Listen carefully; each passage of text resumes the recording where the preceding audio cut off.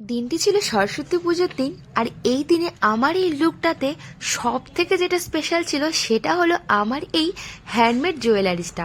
আর এটা আমি নিজেই বানিয়েছিলাম। তো দেখো, এর পিছনে একটু সময় লেগেছে।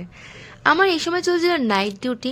নাইট ডিউটি করার পরে বাড়িতে এসে ক্লান্ত ঘুম ঘুম চোখ নিয়ে বাড়িতে ফিরে একটু নিজের কেয়ার করে তারপরে একটা পার্সেল খুলতে বসে পড়ি।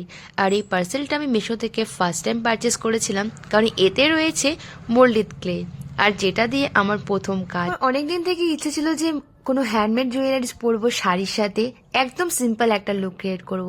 কিন্তু সত্যি বলতে কখনো আমি পারচেস করিনি কোনো রেডিমেড কোনো জুয়েলারিস বলতে পারো। তো এটা হচ্ছে আমার প্রথম মৌলিক ক্লে দিয়ে বানানো কোনো একটা জুয়েলারিস, আর প্রথম হ্যান্ডমেড জুয়েলারিস যেটা আমি নিজে পরেছি আর নিজে বানিয়েছি। তো দেখো, প্রথমবার অনেকটা সাহস নিয়ে তোমাদের সাথে শেয়ার করার জন্য এসেছি। জানি না তোমরা কেমন রিভিউ দেবে, বাট আমি অনেকটা ভালোবাসা দিয়ে জিনিসটা প্রথমবার বানিয়েছি। তো দেখো, ফার্স্টে তো আমি মোল্ডেড ক্লেটা বের করার পরে আমি এরকম একটা শেপ দিয়েছিলাম। আর হ্যাঁ, এটা বলতে পারো আমি আমার নিজের মন মতো করে বানিয়েছিলাম। তো যেহেতু সামনে সরস্বতী পুজো ছিল, সরস্বতী পুজোর দিন আমি এটা পরবো বলে কথা, তো পলাশ ফুল বানানোর একটু চেষ্টা করেছিলাম। তো দেখো, এরকম হয়েছে। নেক পিস, তার সাথে রয়েছে দুটো ছোট্ট ছোট্ট কানের, যেটার সাথে শাড়িটার সাথে আমার অনেকটা ম্যাচ করে বানিয়েছিলাম। এটা করতে করতে আমার আবারও একটা নাইট শেষ হয়ে যায়। তারপর নাইট করে আমি চলে আসি সরস্বতী পুজোর দিনের সকালটা। আর সকালটা দেখো, ঘুম ঘুম চোখ নিয়ে সেই মহাবিস্তারে আমার একই রাস্তা ধরে বাড়ি ফিরতে হচ্ছিল।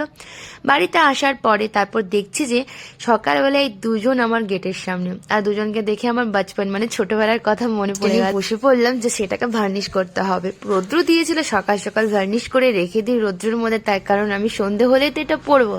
তো দেখো, পুরোপুরিভাবে রেডি হয়ে গেছে। আর হ্যাঁ, এই যে টার্সেলটা দেখছো, এটাও আমি ফার্স্ট টাইম কোথাও থেকে পারচেস করিনি। এই কটন বলগুলো পারচেস করা হয়নি, নিজেই বানিয়েছিলাম।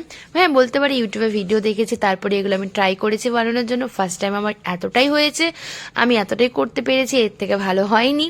তো নেক্সট টাইম আমি চেষ্টা করবো আরও ভালো করার।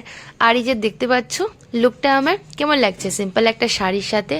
একদম পুরোনো একটা শাড়ি ছিল, এটা বের করে নিই, তারপরে আমি এই জুয়েলারিসের সাথে এই শাড়িটা ক্যারি করি। তো দেখো তো কেমন মানিয়েছে, তোমরা আমাকে অবশ্যই জানাবে। আমি কিন্তু কোথাও ঘুরতে বেরোনি, এই বাড়িতেই একটুখানি নাটক করছিলাম, মানে শাড়িটা আর গয়নাটার সাথে ম্যাচ করে দেখছিলাম যে কতটা ভালো লাগছে। আর এখন আর আগের মতো ঘোরা হয় না, ইচ্ছে থাকলেও না সময় আর পাওয়া যায় না। তো প্রত্যেক বছরই তো সময় পেয়েছিলাম, আর এবার আমার নাইটের জন্য একটুখানি ঘুমাতেও হতো, তার জন্য আর আমার কিছু করা হয়নি। আর তারপরে ডিউটির জন্য আমি রেডি হয়ে যাই, এগুলো খুলে আমি ডিউটির জন্য রেডি হয়ে সেই যে সকালে দেখিয়েছিলাম মায়ের এই প্রতিমাটা, সেটা দেখতে দেখতে এই ভিড়ের মাঝখান দিয়ে আবার আমি ডিউটিতে চলে আসি।